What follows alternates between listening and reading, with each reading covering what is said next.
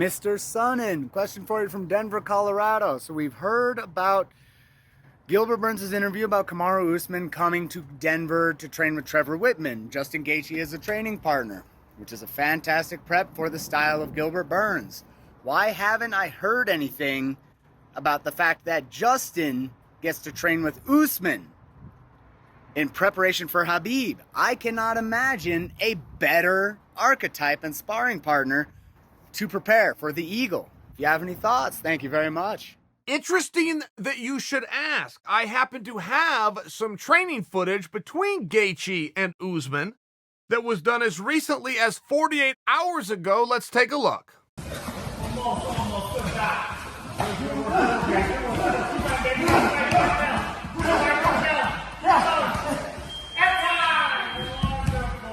I gotta tell you, I love that. I mean, there's a lot going on in that video. You know what it gives for me? I have a bit of personal nostalgia from that. When I used to be at Team Quest, and don't forget, at that time, there was really only 3 gyms in the world. You had a whole bunch of fighters fighting somewhere, but a lot of them were training in their garage, or they were getting workouts in a jiu-jitsu gym over here and workouts in a boxing gym over here and trying to figure it all out on Saturday night if they could find themselves a competition. That was the norm. That was very regular. It was rare to have an actual gym that you could go to. Matt Hume had one. AMC up in Washington. Team Quest, we existed. Militich had one. This is before the ATT, the Brazilian top team shoot box was coming out, but they were in a different part of the world. I mean, just gyms were at a premium at that time. The reason I bring that up is because Team Quest turned into be such a who's who. And I saw fights. They were sparring sessions. But I saw fights between guys who you could never get on pay-per-view because they were teammates. I saw what it looked like when Evan Tanner went against Dan Henderson. Dan was the Pride champion. Evan was the UFC champion. They're in the same weight class. I saw what that looked like. Or when Dan Henderson went against Randy Couture. Or when Matt Lindland went against BJ Penn when he was in town. I mean, I could run through the list. Tim Sylvia came in, used to train basically exclusively with Randy. Marico Rodriguez came through. Boss Rutan came through. Don Fry came through. James Thompson came through. I mean, I could really name drop for you, and it would be a lot of fun. But when I do look at this footage between Usman and Gaethje, I'm looking, that's $1 million training session. I mean, it just turns out these guys are teammates, but you have a sitting world champion in Justin Gaethje. And you have this sitting world champion 15 pounds on one weight class apart in Usman. This is remarkable. You have one of the finest coaches in Trevor Whitman, and then you have a closed-off training session. That looked like a garage. I would suspect that I'm right. I would suspect that one of those two athletes and whoever's place that was at likely just redid their garage, or that was Coach Whitman's house, but it looked like some very isolated training. Well, what in the hell else do you need? You got one of the best coaches in the world in a matted room with the 2 sitting world champions. I mean, you have to understand there's so much that goes in aside from the physicality, but the mental side of it, right? I've only seen a couple of guys with a very clear and distinct advantage mentally. Because there's really not very many things in life that you could do that is more stressful or trying or physical than unarmed combat under agreed upon rule set at an agreed upon time. Even anybody that's out there that's like, well, I've been in a fight before and it wasn't that bad. Okay, fair enough in terms of the stress and anxiety, but that one thing about fighting, it is usually spontaneous. To agree to wait and meet at a specific time.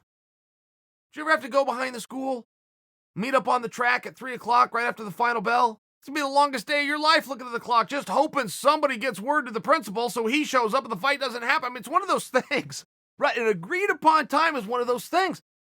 Brian Stan couldn't have cared less. Tim Kennedy couldn't have cared less. Brian Foster falls into that category, but all 3 of those guys saw military service. Jumping out of planes, tanks coming out of grenades. I mean, very real. Where you could see where, yeah, maybe this fight at agreed upon time with no weapons wouldn't get your heart rate up. But I bring that to your attention because both of these guys have very big tasks in front of them. They have the next best guy in the world besides them. No question about it. Gaethje taking on the guy who's champion, technically ranked in front of him, at least equal to, in a best case scenario, Usman taking on the number one contender one step down from him because he is champion. Well, when you're in the room every single day going with another world champion, I wouldn't say there's nothing to worry about, but you could see where that would put your mind at ease. Well, how's this guy going to be? You know, a lot of people say he's the best in the world. Well, that guy I'm training with right there has a 12-count gold belt. We don't need anybody to say anything. For sure, best in the world. It's one of these really interesting spots, and then particularly for these two athletes, which is what we're looking at here, the fact that they are going out with competitors that are very similar to one another. I can't really think of a better training situation. I don't know if I could design a better workout partner for Justin Gaethje preparing to take on Khabib than Usman.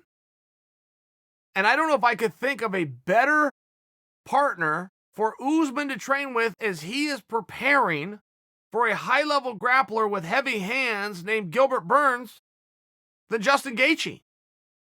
And it is one of these very fun things when you see the right guys in the right training rooms. You want to know one that I would love to eavesdrop on? Grab a snack. Just be a fan. Treat it just like I would if I was a fan in the arena. I'd get myself a snack. I'd get myself a Coca-Cola big enough to swim in, pull up a chair, and go watch a training session. But I have always wanted to watch Frankie Edgar and Eddie Alvarez. And they spar together every single day. But as I offer this to you, think about some of these rooms and some of these gyms. I hear it's a little different at the ATT, by the way. I hear when you had Hector Lombard and Robbie Lawler and Tyron Woodley and Colby Covington and George Masvidal and Dustin Poirier, right off the top of my head, all these guys in the same room at the same time, I heard they really didn't touch each other all that much.